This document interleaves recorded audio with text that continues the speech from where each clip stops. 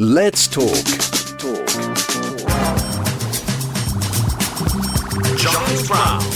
If you, like me, were stuck limpet-like to your TV screens in the early 80s with this brand new thing called MTV, you'll know that it was basically Shiny Happy People, Timbuk 3, and also it was Dire Straits and MTV. The graphics are amazing, as we used to say. Now, one of the guys who was up, up and around at that time as well was my next guest. His name was Steve Blacknell. He's written a book called Tales from the Bedroom Wall: The Life and Times of a Serial Thrill Seeker.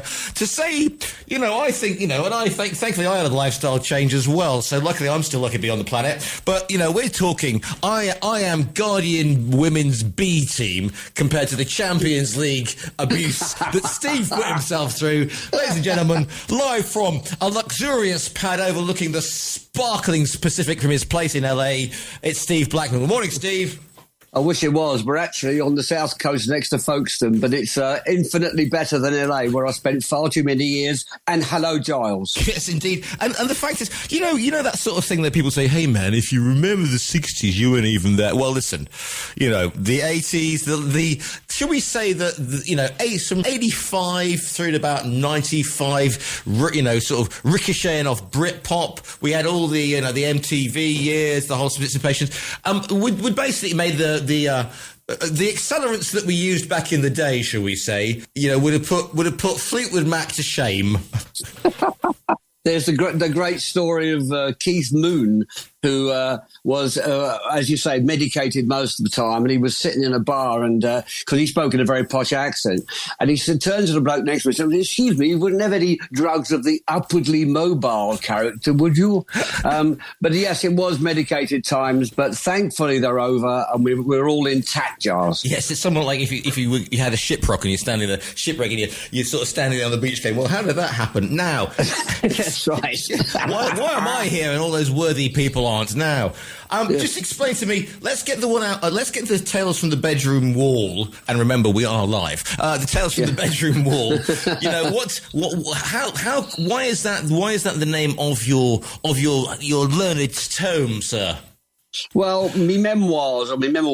Well, everyone has a bedroom wall. On the basis that everyone has a bedroom and a bed and a bedroom, there's always a bedroom wall. Otherwise, you'd be freezing in the winter. So basically what happened was my dad, God bless him, he painted my room orange, tangerine. And on it went all the photos of the people of the day. Brian Paul and the Tremolos, Amy Corner, Dave Clark, 5. And one day I was sitting in my dad's Renault Dolphin outside the house in Dartford, Kent, and Alan Freeman, the great... Not half, mate. Not half, bit of Led Zeppelin. So Fluff Freeman came on the radio and he said, now is a bit of a Jimi Hendrix. And my hair grew about 3 foot. Down came Brian Paul and the Tremors. Down came the Airman Corner. And up went Jimi Hendrix, the cream and the mothers of invention. But the actual fact of it was, I would stare at all these people on the wall and wonder what it would be like to meet any of them. And it so happened I met about 80% of them, lived with a couple of them, made love to a couple of them, and had drinks with most of them. So it's most bizarre. So it is Tales from the Bedroom Wall, literally that, Giles. Do you remember that Harry Enfield sketch where, where the 12-year-old turns into the teenager overnight, literally goes, and then he becomes Kevin and Perry? Was it a bit like that, you went upstairs, Fluff came on the radio, and you came down wearing an Afghan coat with a desire to move to Marrakesh? Absolutely. Or Crayford or Bexley Heath, whichever was nearer. Exotic. But yes, exotic, yeah. But absolutely, Giles, it was so exciting times. And when I heard Hey Joe, everything changed. All those the Tornadoes were history. Dave Clark, Fire. You God, I'm really joking. So I became an instant hippie and probably the last one on my block to take LSD. I was a bit late, but all the same. That orange room must have looked good fun on that one. Well, have you seen the cover of the book? Yes, I have indeed. Indeed.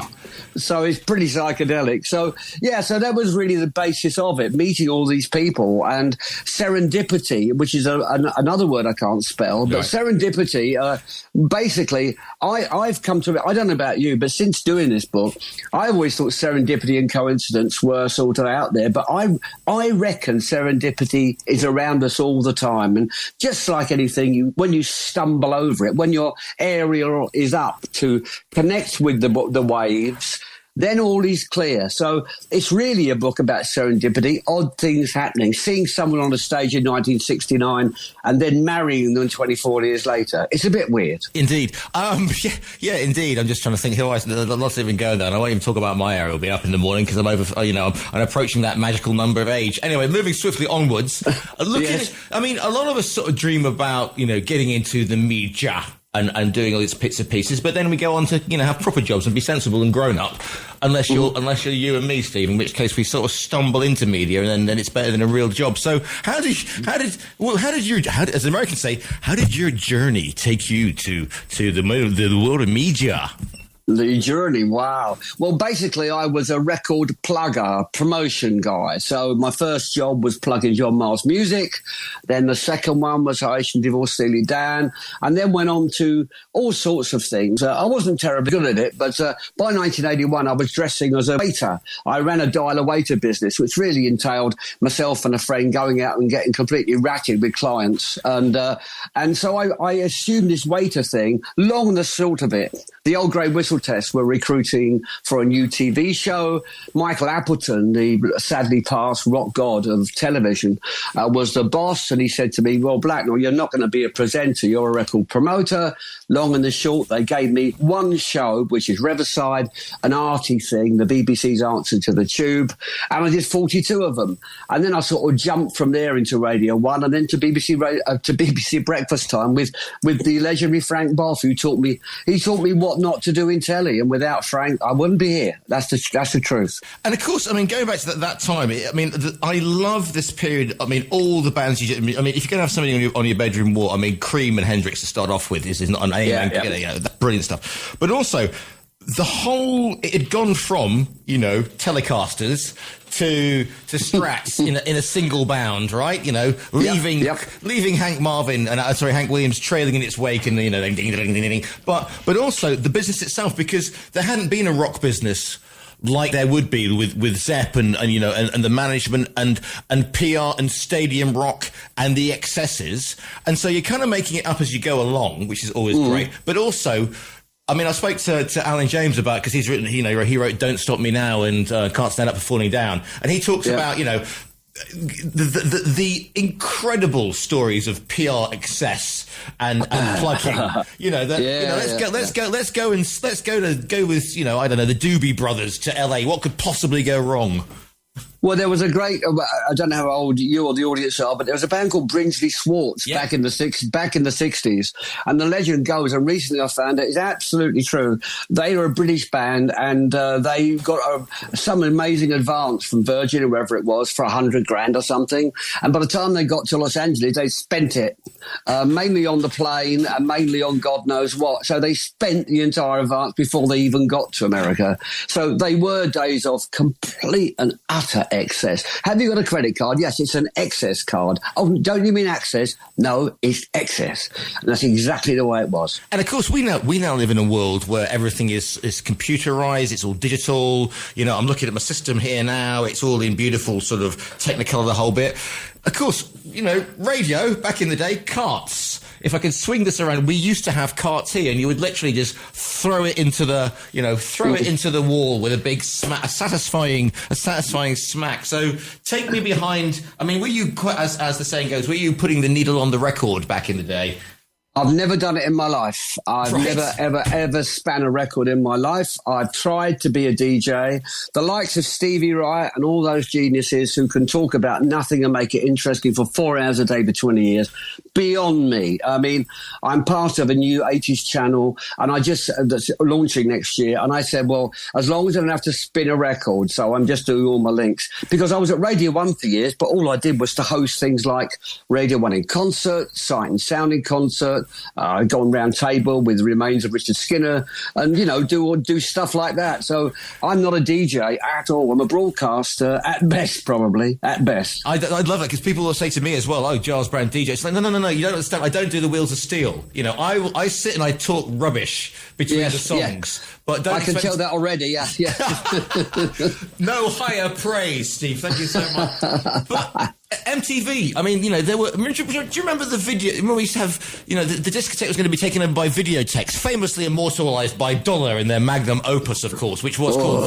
There you go. Videotex. Yeah, exactly. Yeah. But you were a video jock. Even, that's even... I mean, that really is the MTV, not half, mate, generation, wasn't it?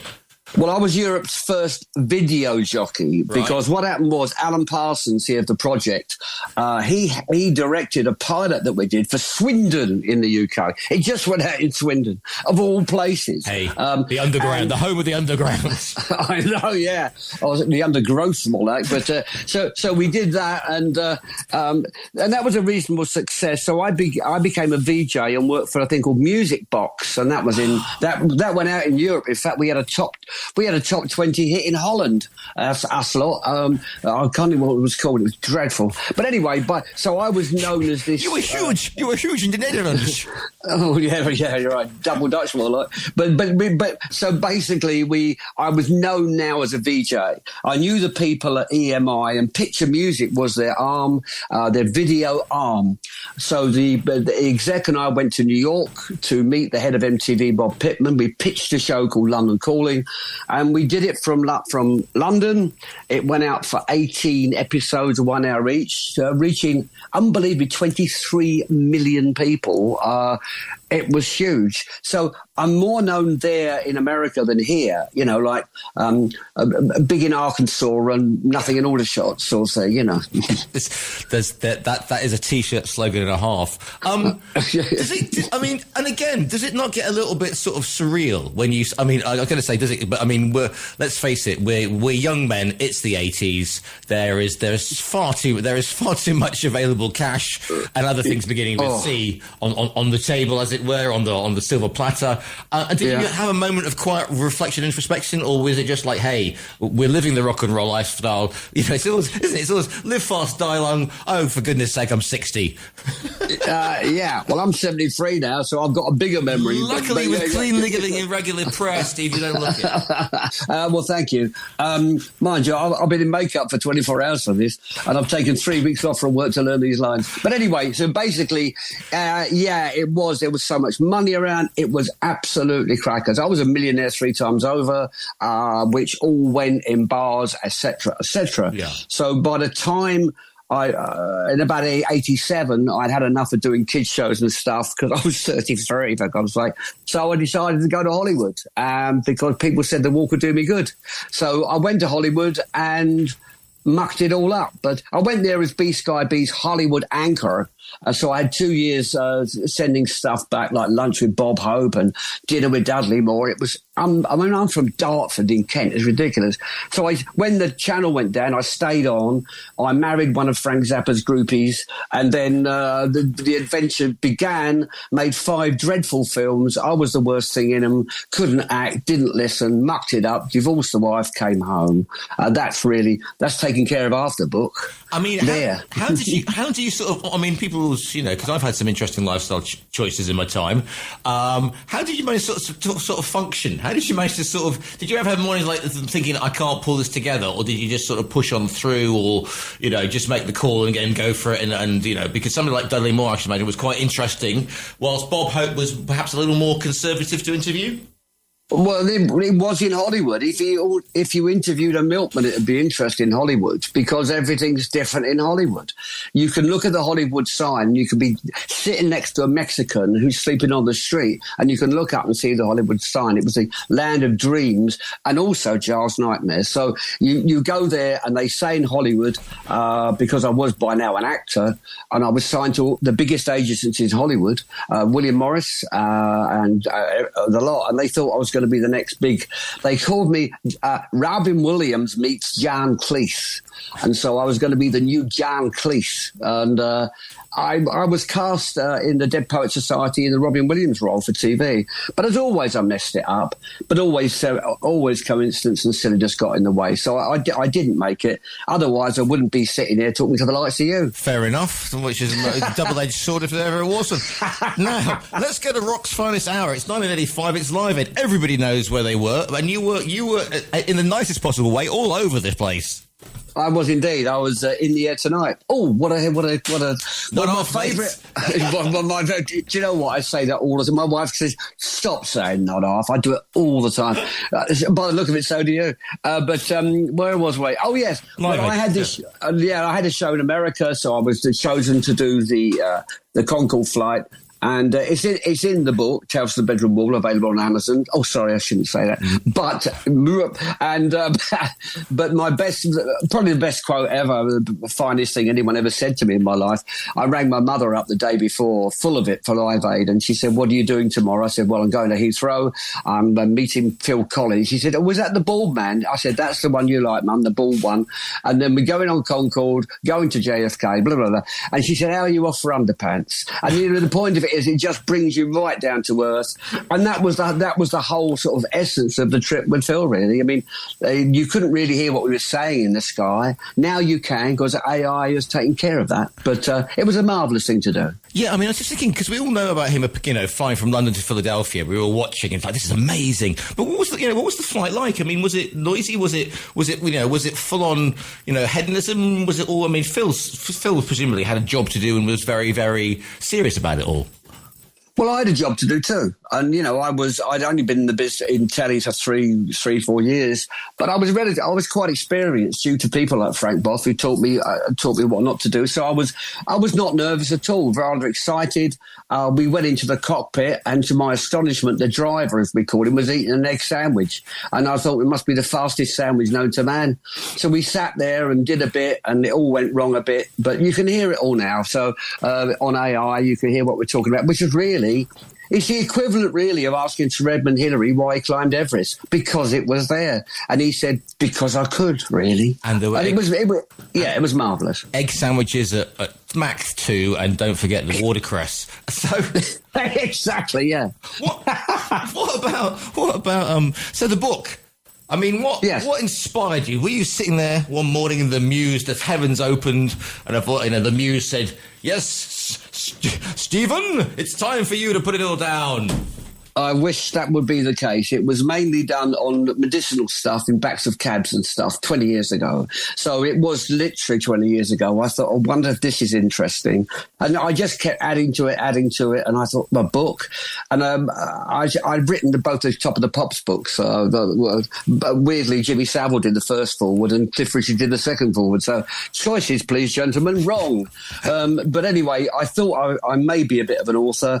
And so I did it, met a great publisher who's helped me through everything, and here we go. It's out now and it's selling great. The audio's out as well, so I'm really happy. The response on both sides of the pond has been fantastic, and because I really come out of it looking like a bit of an idiot, a successful failure, and you can't punish an idiot. Yes, well, you can do, but people will stop you after a while. After they finished doing the YouTube videos. Hi guys. Anyway. True. Do you do the audiobook, by the way? Is it your dulcet tones? It sounds exactly like me, and in fact, it is me. Yes. So that's out on Audible now. Plug. But yeah, it's all going very well, and I've even got a little bit of a tickle about a movie. But directly you say that, that's the kiss of death. But if that did, that's what I'm after, really. Starring Timothée Chalamet as you, obviously. I'm talking to Anita Harris at the moment to play me, or Idris Elba is the other one that's been mentioned, but I don't know. We'll see. But it won't be me because I can't act. When you look back at thus far, I mean, as the thing goes, is it like, blimey, I can't believe I'm still sort of still standing, as it were, because millionaire lost it. Interesting situations with your health, all the bells and whistles that you expect from the Hollywood lifestyle. Do you suddenly think, blimey, that's been a ride thus far? Well, I've had leukemia for 10 years. It's just sitting there. I mean, it's very, I don't know anyone without cancer, but I've not been taking that lightly. It's horrific. But I've been very, very fortunate. It may be December out there, but my stomach's still in June 1983. I've messed my stomach up through food addiction. So, but any ills I've got are mainly due to me, but I'm very, very lucky. I've got all my own hair. It's upstairs in the wardrobe, sorry, really bad gag. Just it's all right. As a man who is follically challenged, Steve, I'm very, very jealous of that fine tonsorial sort of tsunami you've got going up there. He's wearing a hat, everyone. He's wearing a hat. It's a onesie. Don't want a hat, anyway. What do you hope that people will take up when they go forth and buy this excellent book, which is also available via our own virtual bookstore, by the way, plug. So what life lesson, what are you hoping that people, is it a right riveting read, is it a cautionary tale, or is it more about your journey, Steve? Well, there's a line in the book available at Amazon. There's a line in the book that says, it's said that everyone has a book in them which explains the lump in my throat. And so basically what it is, I do think they're ordinary people living extraordinary lives. It's the age of the story. It's the age of an evening with. It's the age of the tales. So I am not been any way a celebrity, but I just think you don't have to be famous to be an idiot. That's the basis of it. And that, at this special time of year, has to be the message that Steve gives us. You don't have to be famous to be an idiot. Yes, and I've cleaned that up as well. Yeah, I'm sure. The book is called Tales from the Bedroom Wall. It is Life and Times of a Serial Thrill Seeker. It's by Steve Blacknell. Steve, do you stride the influencers continent like a colossus of TikTok? Do you mean, do I do TikTok? Do you do social media, Steve? Oh God, yeah. I mean, I had to learn it from people much younger than me. It's like the Marx Brothers thing, you know. It would take this door. A 5-year-old could open it. Go out and find me a 5-year-old immediately, you know. Right, yeah. And so it's like that with tech. I'm dreadful. I can't even turn on a light bulb. So, but yeah, I've been drawn into it. I do the social media, and I do the TikTok. Yeah, and through AI, I've got Donald Trump saying how great I am. I've got God knows everyone, you know, and all that. I've had to join in, but it's working well to my horror. And where can they find it? Is it sort of Steve Lives? I mean, just key in Steve Bratton and up you'll come. Well, yes, indeed. More often than not. So basically, it's on Amazon. Yes, you can find it there. All over the place. And Audible is the audio. But thanks for the plugs. More plugs than a bathroom factory. More plugs than curries or whatever. Right then. And listeners, you can also go onto our own virtual bookstore. And you'll see the front cover with, I don't know who that is in the front cover, but he looks very attractive, a great head of hair, which is obviously Steve back in the day. and a well-known distribution service named after a South American river will be sending it to you this week, just in time for Christmas. The Orinoco? Yeah, the Orinoco. Other Wombles are available, by the way. Yeah, this boy's good. Yeah, thank you. The book is called Tales from the Bedroom Wall. It's by Steve Blackwell. Steve, it's been an absolute hoot to speak to you today. Giles, I've done some interviews in my time, and this has definitely been one of them.